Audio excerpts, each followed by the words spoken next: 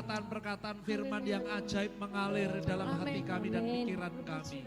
Memulihkan kami, menyembuhkan kami, menghiburkan kami. Memberi pengharapan baru kepada kami. Terima kasih Bapa. Di dalam nama Tuhan Yesus Kristus. Allah kami yang ajaib, yang hidup, yang berkuasa. Kami bersyukur dan berdoa Tuhan. Haleluya. Amin. Baik, mari kita membuka Alkitab kita pada siang hari ini, menjelang siang hari ini di dalam 1 Petrus pasal yang pertama ayat yang ke-22. Kita akan membahas firman Tuhan, love of the community, ya, cinta komunitas kita. Mari kita membaca bersama-sama karena ini hanya satu ayat. Kita baca bersama-sama ayat ini 1 Petrus pasal yang pertama ayat yang ke-22 dengan suara yang keras. Karena kamu telah menyucikan dirimu oleh ketaatan kepada kebenaran, sehingga kamu dapat mengamalkan kasih persaudaraan yang tulus ikhlas. Hendaklah kamu bersungguh-sungguh saling mengasihi dengan segenap hatimu. Ada perintah firman Tuhan dari seorang rasul yang senior, yaitu Rasul Petrus.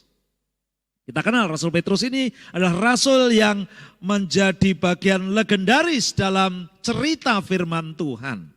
Rasul Petrus mengatakan kepada kita semua, karena kamu telah menyucikan dirimu.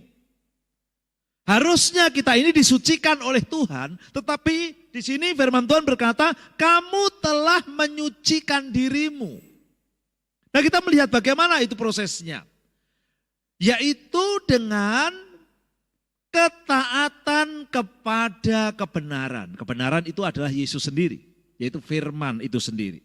Sehingga kamu dapat mengamalkan kasih persaudaraan yang tulus ikhlas.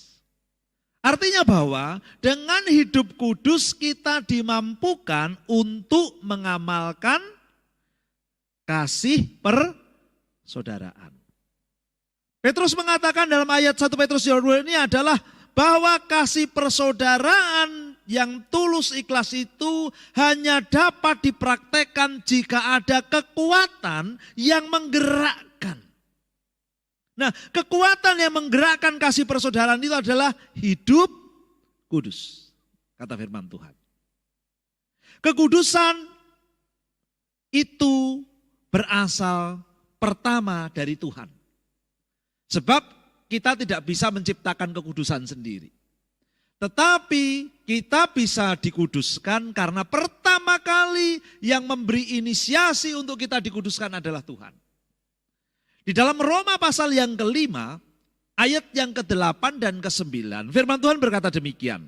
Pengudusan yang dari Tuhan itu dalam istilah teologi disebut regeneration atau justification.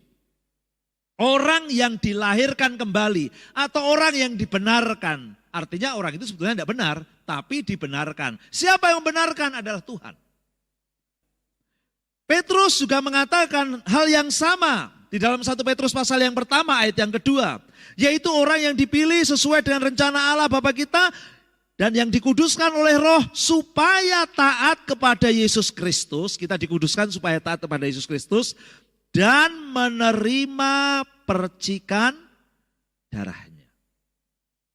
Darah yang dimaksud di sini adalah bukan darah biologis Yesus. Tapi kita percaya bahwa darah itu mengampuni dosa kita. Karena kekuatan rohani dari penebusan kematian Tuhan itu.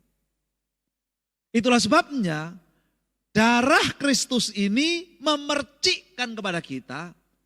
Satu percik darah cukup menghapus semua dosa kita. Karena itu ada kuasanya.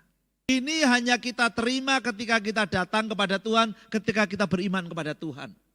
Seberapa besar dosa kita, sehebat apapun kesalahan kita, ketika kita ketemu dengan darah Yesus, dengan iman, kita diampuni.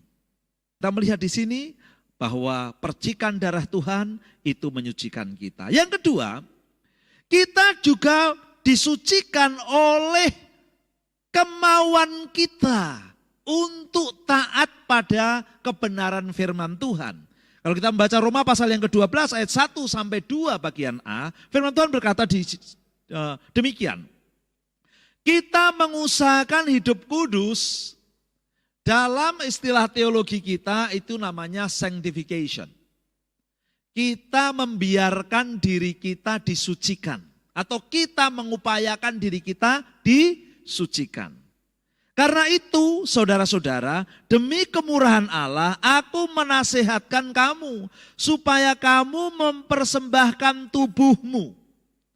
Itulah sebabnya tubuh yang nyatu dengan jiwa dan roh ini jadikan sebuah persembahan yang hidup, yang kudus, yang berkenan kepada Allah. Itu adalah ibadahmu yang sejati. Kata firman Tuhan. Janganlah kamu jadi serupa dengan dunia ini, tetapi berubahlah oleh pembaharuan budimu. Ada pola pikir yang diperbaharui. Berarti pikiran itu termasuk bagian dari tubuh yang perlu dipersembahkan kepada Tuhan. Nah, ini perlu usaha kita. Perlu usaha kita. Tadi pengampunan sempurna datang dari Tuhan.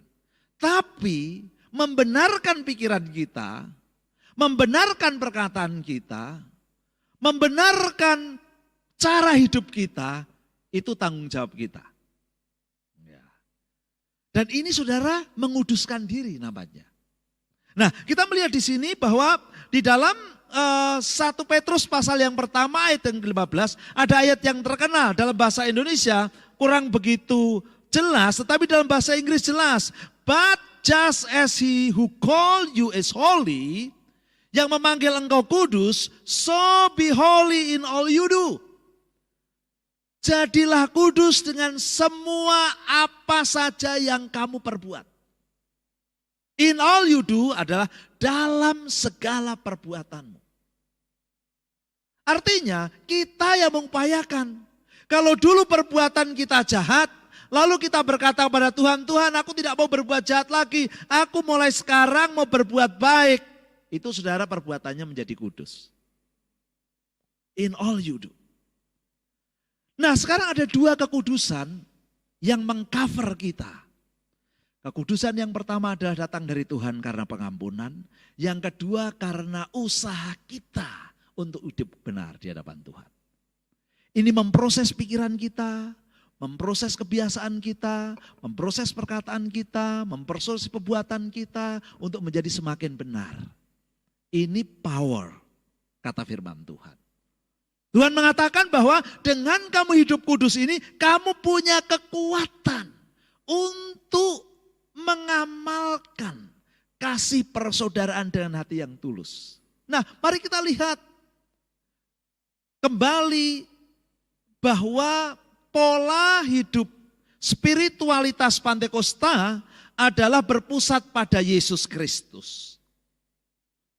Yesus Kristus adalah pusat kehidupan spiritualitas kita. Dan apa yang dilakukan Yesus dalam kita, Yesus menyelamatkan kita. Itulah sebabnya Yesus berperan sebagai juru selamat. Yang kedua, Yesus sebagai penyuci kehidupan. Pertama dan kedua ini yang tadi membentuk kekuatan kita untuk bisa membangun kasih persaudaraan. Menurut Rasul Petrus. Karena kamu telah menyucikan dirimu oleh ketaatan kepada kebenaran adalah berasal dari kuasa Yesus sebagai juru selamat dan kuasa Yesus sebagai penyuci kehidupan. Namun saya ingin katakan bahwa komunitas kita adalah komunitas Pantekosta yang didorong untuk maju selangkah lagi lebih daripada itu. Ya. Setelah kita menerima berkat kedua, yaitu kekudusan yang memampukan kita hidup dalam kasih persaudaraan. Sebagai komunitas Pantekosta, kita juga didorong bukan hanya hidup dalam kasih, tetapi dalam hidup yang penuh kasih itu kita menikmati mukjizat Tuhan. Sebab tadi Yesus bukan hanya sebagai pengampun dosa, penyuci kehidupan, tetapi Yesus juga pembuat mukjizat. Alangkah indahnya ketika kita hidup dalam kasih persaudaraan dan menikmati mukjizat Tuhan. Bisa berkata amin? Amin. Sehingga ada pertolongan-pertolongan Tuhan yang nyata. Namun tidak berhenti sampai di situ, tetapi Tuhan juga membaptiskan gerejanya dengan Roh Kudus. Sehingga kehidupan kasih persaudaraan semakin diperkuat dengan kuasa yang memampukan kita, anggota kerajaan Allah, melayani dengan karunia-karunia Tuhan. Artinya melayani dengan kemampuan ilahi. Karunia-karunia adalah kemampuan ilahi, bukan kemampuan kita, tetapi kemampuan ilahi. Sampai Tuhan Sang Raja mempelai laki-laki dan penguasa surga mengakhiri kehidupan dunia yang sementara ini untuk digantikan dengan kehidupan surga yang kekal. Itulah yang Tuhan inginkan kita selangkah lagi. Tidak hanya hidup dalam kasih persaudaraan yang hanya dinikmati sementara di dalam dunia ini, tetapi kita juga mempersiapkan diri untuk hidup kekal dengan kuasa Tuhan. Karena itu marilah kita hidup kudus untuk menjadi komunitas yang digerakkan oleh kasih Kristus. Juga menikmati mukjizat Tuhan dan hidup saling melayani dengan karunia-karunia atau kemampuan ilahi yang diurapi oleh Roh Kudus. Sehingga gereja semakin menuju kepada kemuliaan dan kesempurnaan. Sampai Tuhan datang kembali. Gereja berjalan dari kemuliaan sampai kepada kemuliaan. Haleluya. Tuhan berkati kita semua. Mari kita berdoa bersama-sama di hadapan Tuhan. Terima kasih Tuhan, kami bersyukur kepada Engkau.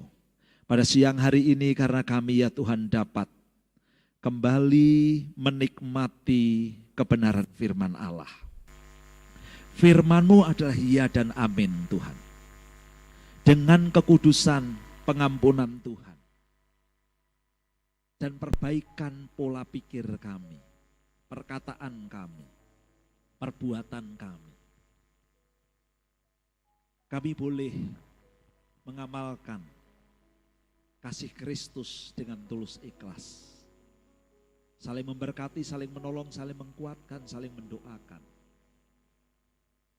Dalam komunitas yang penuh kasih ini Tuhan juga menganugerahi kami dengan kuasa dan mukjizat pertolongan Tuhan.